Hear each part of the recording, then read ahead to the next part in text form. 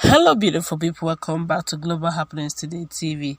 Two news in one very quickly. One has to do with the fact that the mother of a governorship candidate that's in Anambra State, whose son was kidnapped, is actually telling Obiano to do this. And of course, I've been hearing this, but finally I've seen one where a commissioner resigns from one place and decided to move in another state as also as a commissioner. This is really mind-boggling. We're going to put this into one very quickly, but before we do so, like you, subscribe to our channel if you have not done so already by clicking on the red subscribe button. Beside it, you will see a bell notification icon. Please go ahead, click on it to get notified as soon as you update our channel on YouTube. Well, Mrs. Ada Agbasimalo, the mother of the kidnapped candidate of the Labour Party in the November 6th governorship election in Anambra, Obiano Agbasimalo, on Friday called on Governor Willie Obiano to put more effort in finding her son. Agbasimalo was reportedly abducted on September 18 along with the security details on his way from Ezinifite to Azia in Ehiela, in the Ihiala local government area of Anambra State. He was on his way for an election campaign, and ever since nothing has been heard of him. However, Mrs. Agbasimalo, in a statement on Friday in Awka, noted that her arms were wide open to embrace her son, who had been in kidnappers' den for over 90 days. Aggrieved supporters of Agbasimalo also earlier blocked the governor's office in Awka in bitter protest of the abduction of their candidate by UGM. Mrs. Ukeri Agbasimalo, wife of the abducted candidate, also amidst tears narrated her pains that more than 83 days after, no one has been able to tell me and my children what has happened to my husband and their father. Now the police have denied receiving any formal report or complaint on the matter. I'm indeed heartbroken, as I don't know what to believe at all. The protest came almost 87 days after the abduction occurred. The election has gone ahead despite the abduction of Agbasimalo, and the candidate of the All Progressive Grand Alliance, Professor Charles Soludo, has been declared winner by Independent National Electoral Commission. Well, this is so sad. Still in another news very quickly. A lot of people were wondering what happened. Why would a commissioner, appointed commissioner in Zamfara, resign from Zamfara as a commissioner and still get a commissioner job in Imo State? People are wondering what level of connection or imbalance, ethnic imbalance is going on. That does it mean that Imolites don't have capable daughters and capable sons that can take that position as a commissioner, that they have to take somebody from the north to work the work? Well, you're going to find out why it is so, okay? And you're also going to understand why she did what she did, and if she has the right to do it on the grounds of, not just on the grounds of being in Nigeria now, but on the grounds of being a local. Well, according to the news, Zamfara commissioner resigns to take up appointment with Governor Uzodinma as commissioner.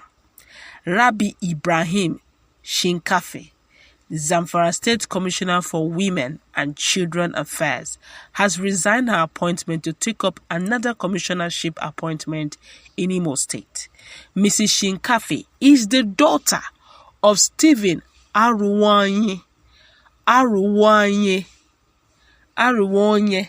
of an Ejemekuru chief in Ugwata local government area of Imo State. Mrs. Shinkafe is the daughter of Stephen Aruwanye of Ejemekuru chief in Ugwata local government area of Imo State. She was, however, born in Beni Kebbi and raised by a Gwandu Emirate chief, Sakin Shannon Gwandu. She is married to Ibrahim Bako Gwago, the Majidadi of Shinkafe, Zamfara. So she's a very strong northerner, okay, by birth, but by a local origin, she still has strong stake in Imo State. But a lot of people are just getting really, some lot of frustration here and there. Say, okay, but she's already enjoying in Boeing State, sorry, in Zamfara. Why resign? But based on what she even said, she said she's got very good cordial relationship between Governor Uzodinma and herself, and even the Zamfara State. Zamfara State Matawali governor, they have no problems according to her. They are very cordial. They have no reason why they shouldn't. In fact, said they didn't have any issue. She just said to resign, of which they were already in the know. Both parties were already in the know. So she left because she had probably better offer, and nothing really. But a lot of Nigerians are just wondering, why not use somebody else? Why that particular person was so spectacular in Imo State that she has to resign? She's in the best position to know why she resigned. But in all, she said she didn't have any issues with her person in Zamfara. She said to take a better offer between Matawale and Governor Uzodinma. They're both from APC, so they don't have a problem. I guess they must have met, discussed it was okay with them, and they moved on. But a lot of people are really complaining, saying that why her? There are a lot of persons that can still be used. Why the same person that have occupied that seat before, but this time around in another state? Well, it's left for Uzodinma doesn't have a problem with it. I don't think we should. The only challenge now is how are we gonna drive this? But now looking at the kidnap case that is going on in Anambra State, a lot of people have been talking, but have you now seen that this issue of insecurity has nothing to do with the common man alone? It has gone beyond common man. It is now everybody's business, and I think at this rate we should stop politicizing it. Mother of a wife, mother, children, all of them are complaining. Where is their son? Where is their husband? Where is their father?